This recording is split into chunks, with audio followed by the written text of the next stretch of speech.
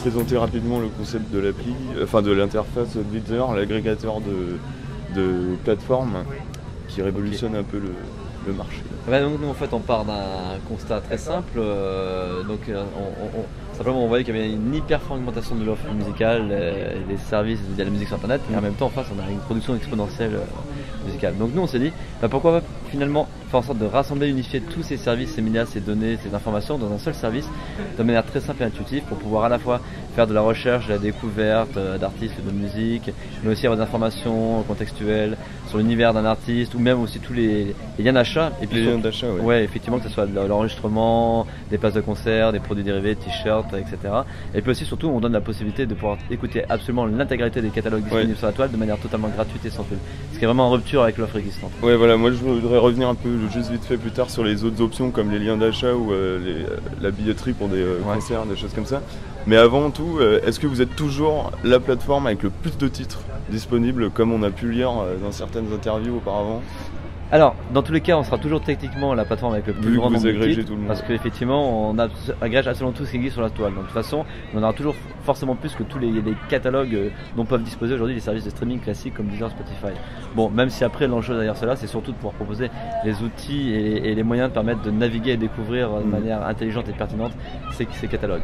C'est vrai. Alors moi il y a un truc qu'il faut souligner chez Blitzer et c'est une volonté de votre part, c'est de garder l'application gratuite et une interface sans publicité. Tout à fait. Alors du coup, sur quel modèle économique en quelques lignes vous pouvez reposer, comment vous proposez cette expérience à l'utilisateur sans avoir intégré de publicité ou de souscription?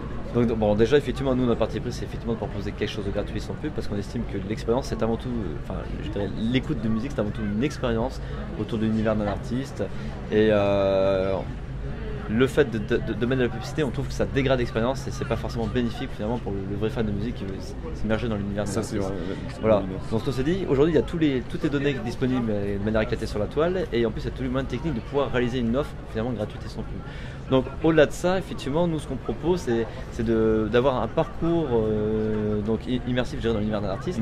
Donc c'est-à-dire on te donne la possibilité de découvrir et écouter l'artiste et puis après on sait très bien qu'au final ça va déclencher un acte d'achat autour de la musique et donc c'est pas forcément l'enregistrement, ça peut être aussi la place de concert ou le produit dérivé. Et donc pour le coup, qu'est-ce qu'on fait? C'est très simple, on passe des partenariats commerciaux avec tout un tas de plateformes marchandes. Donc pour les enregistrements, ça peut être Amazon, eBay, CDLP, pour les MP3, iTunes, mais ça plateformes. Ça peut être aussi donc Ticketmaster, la Fnac pour les tickets de concert et puis d'autres plateformes qui vendent des produits dérivés.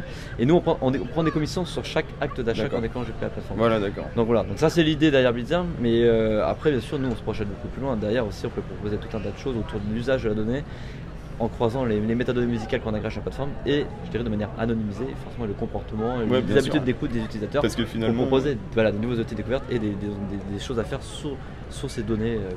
Après on tient vraiment à offrir un accès gratuit à la musique. Alors aujourd'hui c'est interdit, tout le monde veut fermer ces choses là, nous on persiste aussi.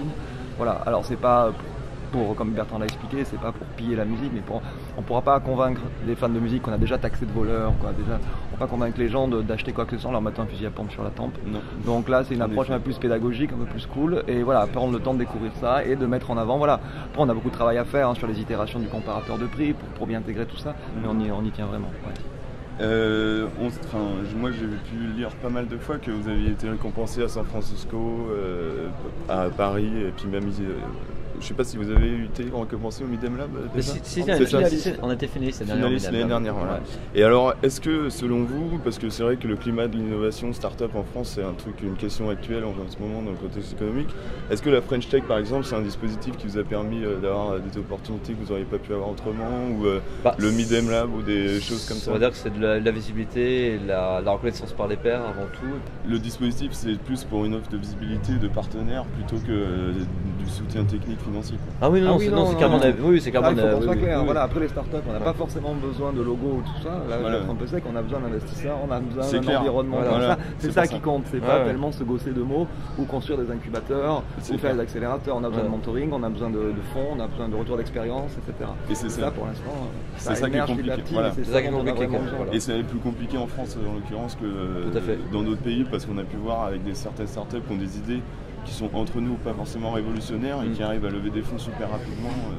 On a un réel enjeu en France, c'est qu'aujourd'hui on a ce qu'on appelle l'equity gap en France, c'est-à-dire que bon ok super, pour créer ton entreprise en partant d'une idée, bon tu peux trouver des aides publiques, des soutiens financiers, parce qu'il y a pas mal de dispositifs en France, mais quand tu passes à la phase, tu as un premier produit que tu veux commercialiser pour le lancer à une grosse échelle et voir si finalement tu as une preuve de marché derrière, bah, c'est très compliqué parce qu'en général les investisseurs, donc vraiment à ce moment-là de type capital risque en France sont très frileux et ne font pas ce qu'ils devraient faire, ils ne font pas véritablement du capital risque parce que finalement ils n'osent pas, ils n'ont pas les... Et ça porte pas bien son ils n'osent pas y aller, se jeter à l'eau, dire là il y a un truc, ok il y a peut-être du risque mais on va tenter, on va voir ce qui se passe.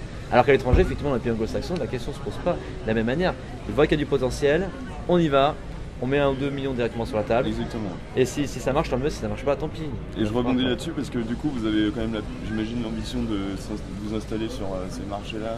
Clairement. Il va falloir rapidement pouvoir aller sur le marché anglo-saxon.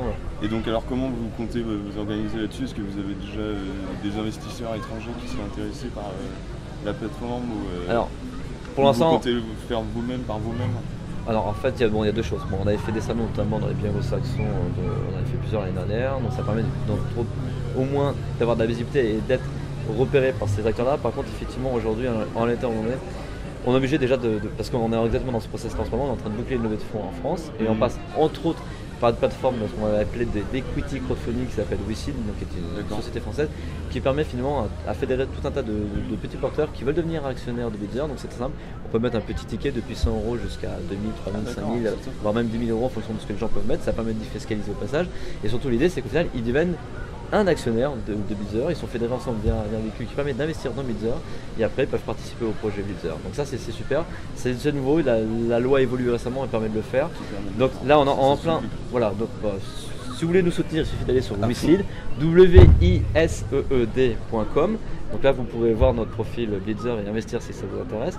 Et surtout l'idée c'est que voilà, donc ça va nous permettre de nous financer le prochain levée de fonds en cours la prochaine pour, étape. voilà, pour la fin de l'été. Et puis après, une fois qu'on aura une preuve de marché sur le territoire français, puis avec quelques itérations à l'étranger, notamment en Angleterre, et bien on va scaler le modèle, on va rechercher des fonds effectivement en Angleterre et puis aux États-Unis. Et est-ce que dans les liens d'achat qui venaient de la musique indé, vous comptez aussi intégrer, responsabiliser les gens par rapport à leurs achats qu'ils peuvent faire de la musique en intégrant par exemple du format physique, des liens vers des disquaires du coin ou de la géolocalisation avec l'utilisateur qui pourrait aller dans une boutique parce qu'il est écouté. Tout à fait. Carrément ça, la géolocalisation c'est la prochaine milestone qu'on va intégrer. Mais effectivement l'idée derrière ça serait, tu as ton appli, tu es géolocalisé, bon ok tu peux acheter cet album sur Amazon, mais tiens regarde, il y a un petit disquaire, il y a un truc, et voilà. Donc le but c'est ça que je trouve fort moi, Et du coup par rapport à votre concurrence, je sais pas si c'est vraiment votre concurrent, Musiki par exemple, ou des plateformes comme ça? C'est potentiellement ça se rapproche. Après un concurrent potentiel qui est hyper costaud et qui est très fort, et c'est Bop. Bop, voilà. Ah, je connais pas du tout. Alors Bop, ils sont backés par, ils sortent du Y Combinator. D'accord. Les anciens de chez Kayak. Okay. Et ils ont levé 2 millions de $, et c'est l'investisseur historique de Twitter qui est là-dedans. Et eux, ils partent un peu du même principe, même s'il y a quand même des différences fondamentales sur le fond. Évidemment, c'est pas le sujet, mais ils partent du même principe de l'hyperfragmentation de l'offre, la difficulté de naviguer, etc. Et eux, ils sont plus sur une interopérabilité entre les playlists. Okay. Voilà. Mais voilà, ça c'est une boîte qui prouve que justement ce genre de concept qu'on développe, voilà, les mecs sortent il y a de l'intérêt que les gens soient pas investis. Ils sortent du YC, ils sont en Californie, c'est l'ancien kayak. Donc ouais, cela. C'est facile de créer une. Ouais, et puis c'est bien, même pour nous, de montrer. Mais regardez, ça se fait là-bas aussi. Ouais, exactement. Ça fait une carte. Vous voyez qu'il y a des gens qui mettent des pièces sur ce genre de projet. Voilà, pourquoi pas chez après Musiki, oui, bien entendu, on les connaît un peu. Après, nous inquiète pas trop. Et c'est vrai que niveau communication, vous faites un peu discret. Est-ce que vous avez je veux dire sur des événements en dehors peut-être des trucs B2B, par exemple sur des festivals ou des choses comme ça. Est-ce que vous aviez l'ambition de vous exposer un peu plus pour imposer la marque dans le paysage? Carrément, ben là on va être partenaire de quelques festivals. Là normalement, on va annoncer un partenariat avec le Ticket France. Ah oui, donc ça c'est cool. À partir du moment où on réussira à se lever de fonds aussi, là par contre on va vraiment travailler le branding, on va vraiment travailler l'événementiel. Chose qu'on n'avait pas pu faire parce que voilà, les obligations font que. Mais bien sûr, ça c'est quelque chose auquel on.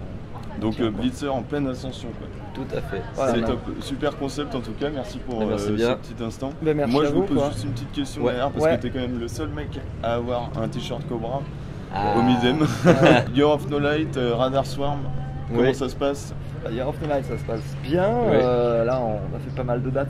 Même avant de venir, là, on était à Bristol, Temple Festival et tout. On a fait une grosse tournée européenne qui s'est très bien passée. On est très contents. Prochaine date, Slovénie, au Festival Metal, Roumanie, et peut-être à l'automne, hiver, on va voir la Finlande. Et puis surtout, il va falloir qu'on travaille sur le prochain disque. Nouveau projet, Et là, il y a du du boulot, boulot. trouve du temps pour faire des nouveaux morceaux. Et Franchement. Radar Swarm est en pause. Oui, pour parce que l'instant, Johan, c'est bien ce que je trop me suis de dit, s'en voilà. occuper, voilà. Ouais. On verra Bon, pour c'est la normal, suite plus hein. tard. On peut pas tout faire, On peut mais pas tout faire. déjà, gérer Year of the Night et Blizzard en ce moment, c'est chronophage et Ouais. très intense. Mais Bah, on c'est y cool. arrive. Franchement, c'est cool, c'est top. Moi, je trouve que tout ce que vous entreprenez, ça cartonne. Mais merci, Bah, ça merci fait du bien, Gardez ouais, le- c'est- Parce cet que état d'esprit. ça fait du Merci, bien. merci, Ouais, ouais. ouais. C'est bon.